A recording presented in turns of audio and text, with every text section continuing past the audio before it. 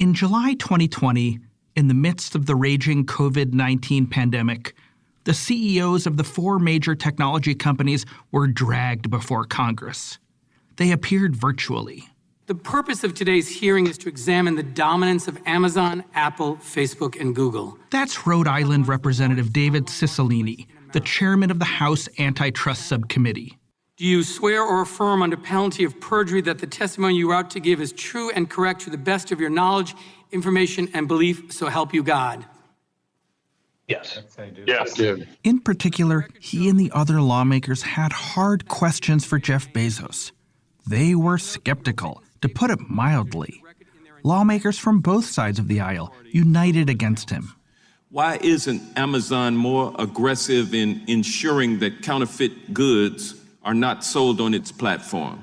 Thank you. This is an incredibly important issue and one that we work very hard on. Counterfeits are a scourge. I would encourage this body to pass stricter penalties for counterfeiters and to increase. Your company does make money off of counterfeit goods being sold on your platform. Isn't that correct? Mr. Bezos, aren't seller fees now effectively subsidizing Amazon's retail division? Congresswoman, no, I don't believe so. I think what you're seeing there, when you see these fees going up... Mr. Bezos, are stolen goods sold on Amazon? Congresswoman, not to my knowledge, although... Once again, do you require a real name and address from sellers? I believe we do. But let me get back to your office with I'd rather give you the accurate answer, but I think we do. It's rare to hear Jeff Bezos caught on his back foot like this. There's some real uncertainty in his voice. Because government oversight could only mean bad things for his company. It could mean fines, or even antitrust lawsuits that seek to break up the company. The lawmakers focused on Amazon's retail empire, which had expanded to an almost unimaginable size. This massive growth depended in large part on Amazon's third-party marketplace. That's where independent merchants from around the world sell their wares on the Amazon.com website. The lawmakers had no problem roughing up Bezos. He sounded defensive when asked whether those third-party sellers weren't also victims of Amazon. Georgia Congresswoman Lucy McBath had one powerful example. I'm going to share the story of a small business owner who is also a wife and a mother. So, Mr. Bezos, after Amazon delisted this small business without any apparent reason or notice, she told us that they sent more than 500 separate communications to Amazon, including to you, Mr. Bezos, over the past year. And there was not a single meaningful response. Do you think this is an acceptable way to treat someone that you described as both a partner and a customer? No, Congresswoman, and I appreciate you showing me that anecdote, and I would like to talk to her. It does not at all to me seem like the right way to treat her. Bezos hadn't heard of her, likely because there are thousands of sellers with similar stories. And it's also likely that this merchant wasn't delisted by any one Amazon employee, but that she got swept up in Amazon's automated system. Many politicians and regulators think Amazon is too big and wields too much power over these mom-and-pop sellers. As part of this investigation, we've interviewed many small businesses, and they use the words like bullying, fear, and panic to describe their relationship with Amazon. Bullying, fear, and panic. Hardly the words Bezos had in mind when he conceived the marketplace 20 years ago. Sellers can wake up one morning and find their business in crisis. They're vulnerable to negative reviews posted by competitors that tank their ratings. A merchant hawking the exact same product can accuse them of peddling unsafe or counterfeit items.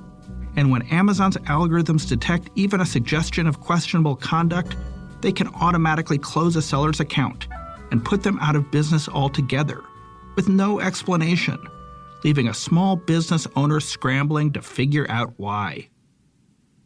You're listening to Foundering. I'm your host, Brad Stone. In this episode, we're going to tell the story of the Amazon marketplace, the always surprising, often chaotic, and hugely successful side of Jeff Bezos' retail empire.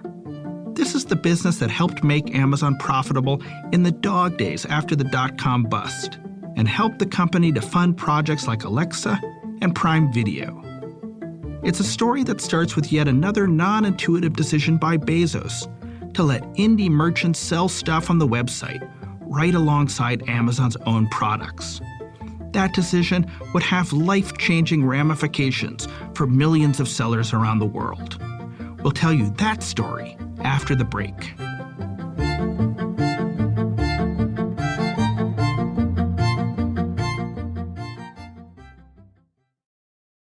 So in that somewhat disastrous testimony in front of Congress, Jeff Bezos actually told the story of the birth of the marketplace. 20 years ago, we made the decision to invite other sellers to sell in our store. We believe that combining the strengths of Amazon's store with the vast selection of products offered by third parties would be a better experience for customers. Fortunately, we were right. There are now 1.7 million small and medium-sized businesses selling on Amazon. So if you shop on Amazon.com, you can buy some listed items directly from Amazon. This is merchandise that Amazon bought from a wholesaler and sells to the customer. It's acting like a regular retailer, like Walmart or Target. But in most cases, Amazon customers are buying things on the site from other people or companies. That's the Amazon Marketplace. These days, the Amazon Marketplace is a massive, unruly world unto itself. It has over 1 billion products, 2 million sellers. And one of the primary people responsible for the size and scope of the marketplace was a guy named Peter Pharisee. Peter ran the music and movie business during his early years at the company, until an unusual opportunity put him on Jeff Bezos' radar. In 2008, Peter was asked to host Amazon's annual all-hands meeting, and he found a special guest. Getting asked to host the all-hands meeting was like a treasured gift. And coming into it, I was looking for, well, gosh, what's the unique thing that we could do to really make this all-hands meeting special?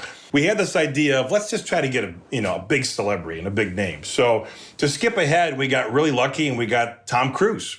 Yes, the Tom Cruise, Maverick, Ethan Hunt, the couch-jumping, Scientology proselytizing action star. Peter remembers that all-hands meeting as kind of magical. And perhaps his greatest accomplishment was not booking Tom Cruise, but impressing his boss, Jeff Bezos, who was clearly enthralled by Cruise. So it was an incredible all-hands meeting. The energy in the audience was incredible. Tom and Jeff talked backstage about space rockets and planes, and they turned out they actually had quite a few things in common when it comes to space and space travel. So that was fun to see. And after the all-hands meeting ended, it ends with Jeff, doing a Q&A. So it's he and I on stage together, and he came over and if I remember correctly, he either shook my hand or gave me a hug. I may have hugged him. I don't remember what it was, but it was like, that was great. And he invited me back to lunch afterwards with he and the S team. That's the senior team that was leading the entire company. So I thought to myself, wow, this is great. So Peter is invited to a lunch with the most important people at Amazon. And that lunch would turn out to be pivotal because Bezos clearly took notice of Peter. And I was shocked to get a call from him a couple weeks later saying, we have a new role we want you to take. And we have 3 businesses that are really struggling. One of them is called the Marketplace, and that's what we want you to go lead. So I was on the other end of the phone, not knowing what to say exactly. It was such a different twist than I sort of imagined. He was really surprised he was asked to change jobs, to lead this small, sad team of about 35 engineers. Their goal, to bring third-party sellers onto the site to compete against their own colleagues. As I came to find out, it was a very small, underfunded team going through a really tough time, and this was one of the teams within Amazon that people would say, wow, I don't think you want to go over there because those guys are struggling to get stuff done and the morale looks pretty poor. People were jumping ship. So I sort of said to myself, wow, I wonder if the Cruise thing went very poorly, actually, because why would Jeff ask me to run this struggling business? At the time, The Amazon Marketplace was an unsuccessful backwater at the company. It was mostly a place where people sold used books, CDs, and DVDs. It represented maybe a quarter of all sales on the site. But Bezos thought it could be bigger. If sellers could offer a lower price or get a product to customers faster, they should win the sale over Amazon. The idea struck a lot of employees as nutty. It's one of those things you sort of raise your eyebrows on when you join the company. Like, tell me this again. So I'm running our retail business, but you would also like me to enable thousands of people across the world to compete against us on our same platform on an even basis to serve our customers. So, honestly, it was sort of, no one had ever done this before. You don't go into a retail store and see your competitors' products on the shelf next to yours. That didn't happen. Peter thought it was counterintuitive. In fact, most Amazon employees thought it was counterintuitive. Why invite in the competitors? Well, Bezos realized that more sellers on the marketplace meant a greater selection of products, that more products meant more customers, and those buyers would in turn attract more sellers. All of this would make Amazon a richer, more prosperous company. Bezos posed a fundamental challenge for Peter. He asked this new marketplace team, how would you get 1 million sellers?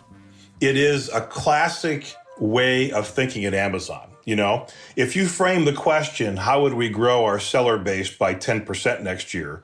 You'll probably get back an answer that delivers 10%, which would be small. When you start the question by saying, how would I get 1 million more sellers into the marketplace? That can't be answered quickly. And obviously, it's going to take an enormous amount of innovation here.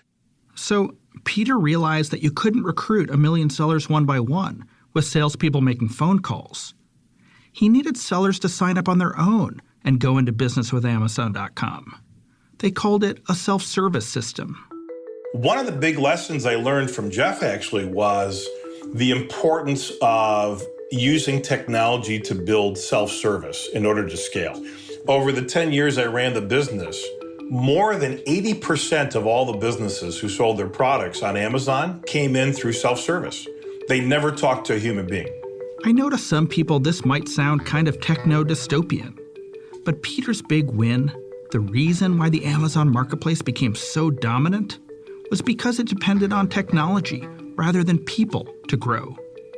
But this self-service grow-at-all-cost mentality is also why the marketplace would later generate so many problems for Amazon, unfairly punishing many sellers and drawing the attention of Congress.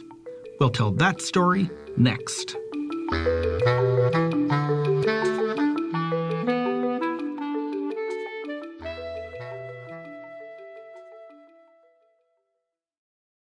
So, the early 2010s were a great time for the Amazon marketplace. Their primary rival at the time, eBay, was in decline.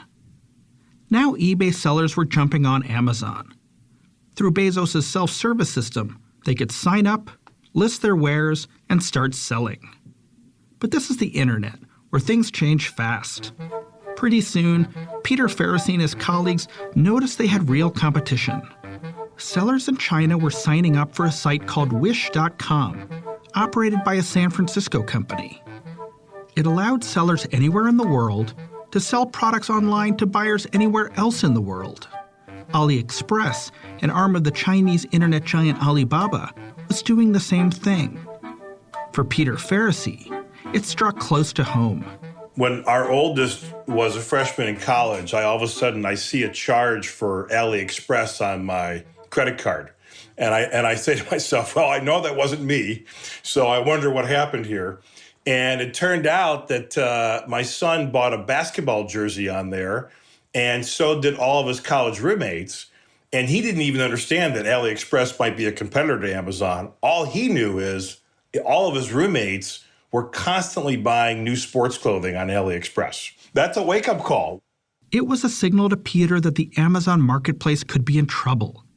Sellers in China, where the cost to make goods is much lower, were suddenly competing head-to-head with sellers in the West, where costs were higher. It was classic internet-style disruption. When we saw Wish and AliExpress, it really broke one of the principles we had in mind, which is, well, wait, people won't want things that are delivered that slowly. And it turned out, actually, some people will. Some people are willing to make the trade-off between much more higher value, much lower cost and slower shipping time. And so that was a signal for us. So what did Amazon do? Of course, they also went to China. They decided to follow Wish.com and AliExpress and allow Chinese sellers to reach buyers around the world. Peter wanted to see things for himself. I took my leadership team over to China. And at the very beginning of this in Beijing, we hosted in kind of a big conference center, like a product fair. So Peter and his team held this big fair, where they invited all sorts of merchants based in China to show off their products. And it was incredible.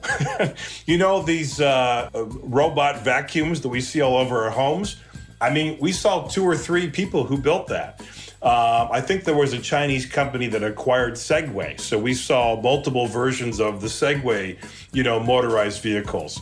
And the innovation was just absolutely incredible. And you say to yourself, wow, I mean, if we were selling these products right now across the world, people would love it, because not only were they high quality, but they were also great value.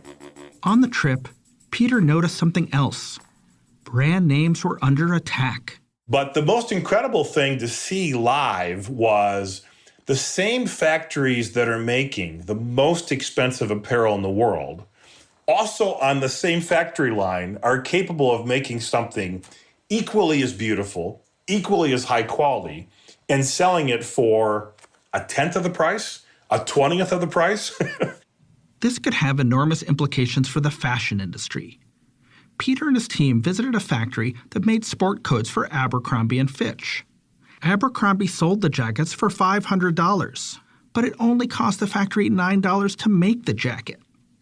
And then they took the same coat, added a slightly different button pattern to it, and sold it directly online for $90, and still made a fat profit.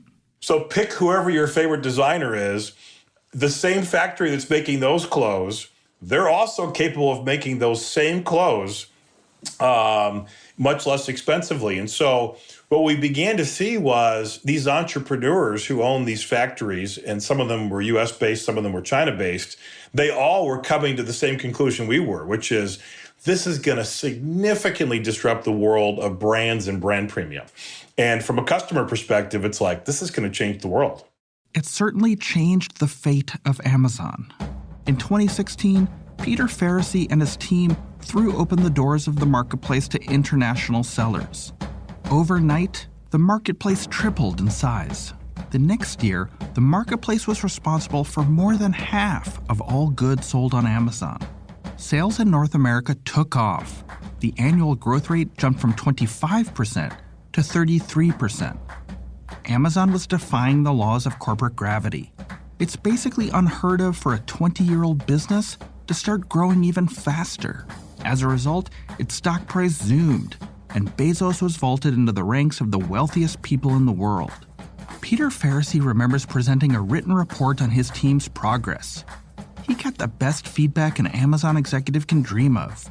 And so Jeff picked up the document and he held it close to his chest. And what I remember him saying is, I'm going to take this document home and sleep with it tonight. But there was a serious downside. Remember, on the Amazon marketplace, anyone could register and start selling. There was hardly any quality control, no seller verification, no product safety tests. This had significant repercussions. A family in Tennessee is suing Amazon. 500,000 hoverboards are being recalled after reports that dozens of them have burst into flames. Hoverboard fires like this one at a Houston mall in December sparked a major recall. If you own a hoverboard, stop using it immediately. It looked like chaos. Counterfeits, fake products, fake reviews, even house fires. Media outlets around the world started investigating the problems of the marketplace, and Amazon belatedly tried to tame it. We invested hundreds of millions of dollars in innovations to try to fix this at the root, you know? And if you've seen what's happening on these social media platforms, you can't hire thousands of people and play whack-a-mole looking at every single posting and try to take them down. That's a process that you'll lose because there are people out there who have great technology and can keep, you know, the whatever bad actor things you're trying to do coming at you faster than you can stop them. Amazon urgently needed to police the marketplace, but the way they would do it would prove to be controversial. Just like they relied on technology to create the global marketplace, they would also develop technology to keep it in check. Algorithms and automation would monitor reviews and promptly boot sellers whose products drew complaints about quality or safety. For sellers caught in these shifting sands, this was the stuff of nightmares. That's next.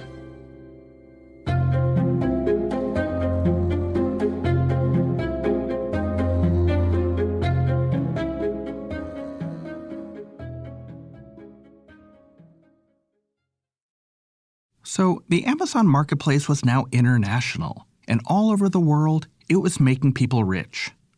The biggest Amazon sellers even became public companies.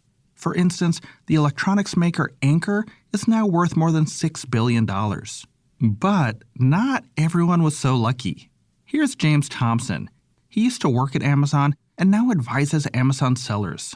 Consumers just sit back and say, wow, look at all this great selection that's happening, not realizing that there is a whole type of Darwinism happening every day on the site, and some of it is brutal. It's absolutely brutal. It's brutal because the competition among sellers from around the world is fierce.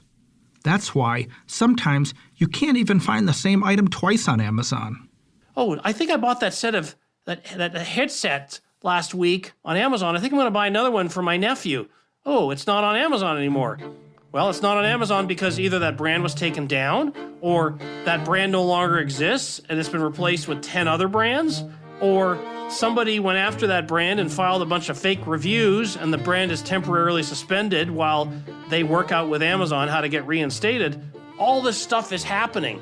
And as an Amazon customer, you just say, wow, there's 10,000 brands of headsets I can buy.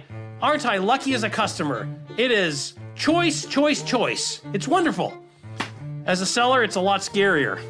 It's scary for sellers because the same technology that makes it easy for them to sign up on the marketplace can also take them down. All it takes is a couple of reviewers saying they think a merchant's products are fake. And the algorithms pick this up, and the next thing you know, the seller is banned. Amazon's automated system has little ability to sort out false allegations from real ones, and the sellers are at its mercy. To better understand this new landscape, we sent our colleague Spencer Soper to one of the largest gatherings of Amazon merchants in the world. We are at the Las Vegas Prosper Show. And what brought you here? I'm a new Amazon seller, and this is our first conference, so we're just trying to get some basic information. Okay. What do you sell? We sell aftermarket UTV and ATV products. So when you say ATV, like off-roading vehicles, razors and muds, and so what would windshields, winches, mirrors, bumpers. The Prosper Show is all about Amazon, but it's not sponsored by Amazon in any way. But selling on Amazon can be so confusing and overwhelming, and the rules constantly change. The sellers find it helpful to meet in a big group and network and swap tips. And what kind of problems do Amazon sellers face? I would say poor communication from the Amazon customer support can be an issue. You're not really sure if they shut your listing down, what the exact issue is with your listing. An abrupt suspension. Yes. What do you sell on Amazon? Engagement rings and wedding bands. Wow, so people buy those on Amazon? Yes. I had no idea. And so what do you sell on Amazon? PB Fit. It's a peanut butter powder. Is that like a protein powder? Yes, kind of. Tell me your name. Okay, my name is Manish Pushay, and I'm high seven-figure Amazon seller. One of the most interesting people I met at the Prosper Show was Manish. He's from Phoenix, Arizona, and what stood out to me was that he was ready to talk about numbers that a lot of the other merchants didn't want to talk about. High seven-figure Amazon seller, that sounds very important. And what were you doing before this? I was entirely in a different trade. I was doing scrap metal trading. there was no need of a middleman like me, so I quit that business. Manish buys most of the products from China where they're made. Then he ships them to the U.S. and he sends them to Amazon warehouses all around the country. What's your best-selling product? It's a 5-gallon gas can that turned out to be lucrative. It's doing $3,000 a day. Wow. What does the gas can cost on Amazon? Or does it... The 5-gallon one I sell for $15. Something I get for $2.50. What percentage of each sale would you say goes to Amazon? On Amazon, yeah, how much so does I'll Amazon say get? I'm making 10 to 15 is what I take home. Is your profit margin? Mm-hmm. That's 10 to 15%. So for every $15 gas can Manish sells, he pockets about $1.50, maybe $2. What's the biggest challenge to selling on Amazon? Every now and then, a lot of hackers attack our listing to bring the listing down. And once the listing is down, it takes a couple of days to bring it up. So that itself is damage. At least your sales is not happening for that period of time, right? So Amazon sellers get attacked by rivals. So in a lot of cases, someone who sells a competing product, say another gas can, will find a way to take down his competitors' listings. This happens frequently. It's part of why these unofficial support systems for sellers exist, like the Prosper Show. James Thompson, the guy who advises sellers, has seen many of the worst-case scenarios. I've seen many people disappear because they were so disgruntled or they made bad initial decisions around how to think about which products to sell, and they ended up with tens of thousands of dollars of unsold inventory that they'll never be able to sell. They didn't monitor the competitive landscape properly, and they basically said, all my savings that I thought I was going to turn into the next e-commerce business, it's gone. And that's exactly what happened to a guy named Barak Giovanni. Basically, everything that could go wrong for an Amazon seller went wrong for him. Like my life was so perfect, simple. Like I have a job, I have family, I have like very simple life. Live in the same place for so many years. And now I'm like waking up in the morning and I don't know what next because I need first of all to finish with Amazon. But till I will get money from Amazon, I have so much debt. I cannot apply even to a credit card right now. For 17 years, Barak had a clothing store called New York Speed. He mostly sold trendy streetwear like Hugo Boss, Calvin Klein, and Lucky. He had a physical storefront in LA on Melrose Place, and he also sold online on eBay and Amazon. Then, when the pandemic hit in the spring of 2020, clothing sales were down. He decided to close his store and go all in on Amazon. Back then, he was telling himself Amazon is the future. This decision would end up costing him dearly. In March 2020, we packed all the warehouse and we moved it to Amazon. And this was the biggest move that I did in my life because imagine like to take a huge warehouse and just to pack every item individually. Underwear, jeans, leather jacket, expensive item. You're talking about like a lot of merchandise. Barak says that all of this merchandise had a retail value of $800,000. Amazon says it was worth a quarter of that. Either way, it basically amounted to his life savings. And it was all inside Amazon warehouses. Then one day, he got just about the worst news that an Amazon seller can get. You wake up in the morning and then the employee is calling you and telling you that they close your account. And then, of course, your body gets in sweat, you get in sweat all your body and like you freaked out. You go into the office, you're calling Amazon and you check what they need and you send them everything. Barak says Amazon suspended his account with little explanation. They seized his inventory and froze the money. It was the equivalent of going to open your store one day and finding chains on the doors. After combing through his own customer reviews, Barak believed that Amazon suspected his products were counterfeit. This is essentially a death sentence for an Amazon seller. Yes, and this is like you're ruining somebody's life based on somebody else giving a review.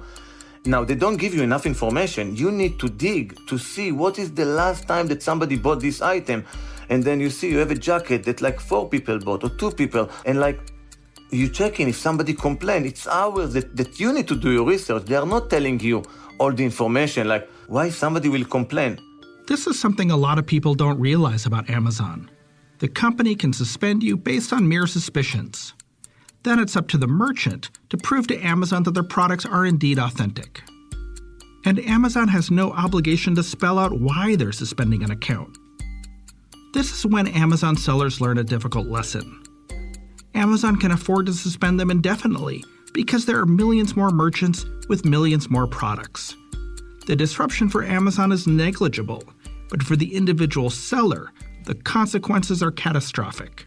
And then they stop communicating with you. And then they're telling you that they will destroy your merchandise. Like, this point, like you already live in a nightmare for a couple months. Now they want to destroy your merchandise. It's like, why to destroy my life saving? Like this is not happening to me. The threat to destroy his inventory sounds over the top, right?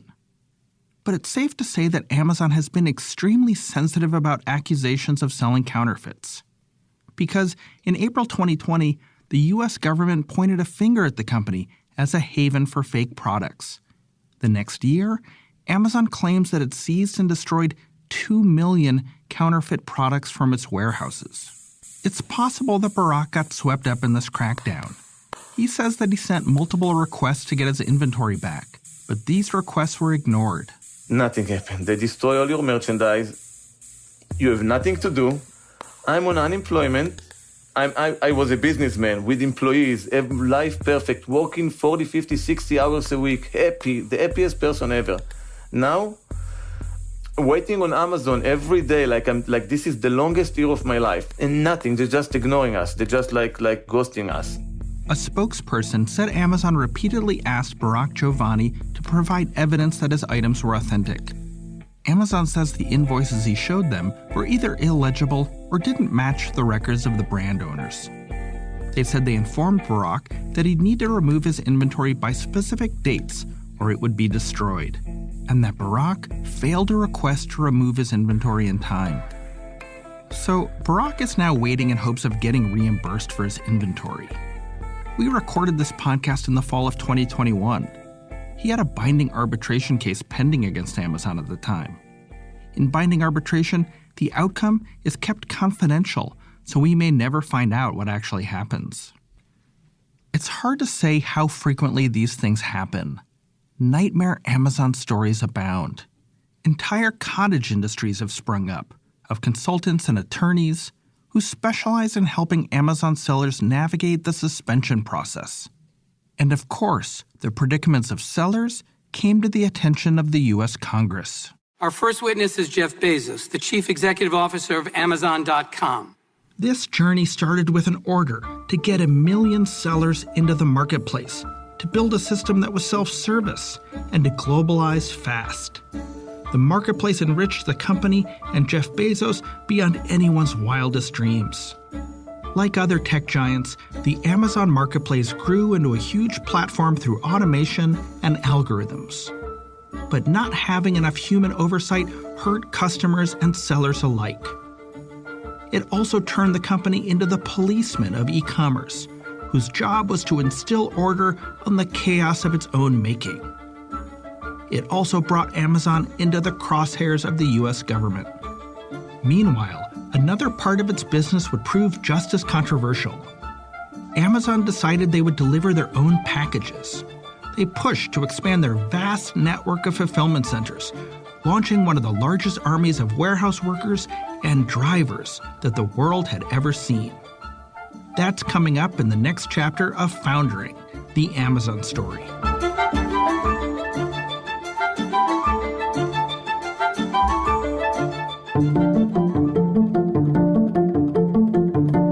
Foundering is hosted by me, Brad Stone. Sean Wen is our executive producer. Spencer Soper contributed reporting to this episode. Ray Mondo is our audio engineer. Molly Nugent is our associate producer. Mark Millian, Ann Vandermeer, Robin Agello, and Molly Schutz are our story editors. Francesca Levy is the head of Bloomberg Podcasts. Be sure to subscribe, and if you like our show, leave a review. Most importantly, tell your friends. See you next time.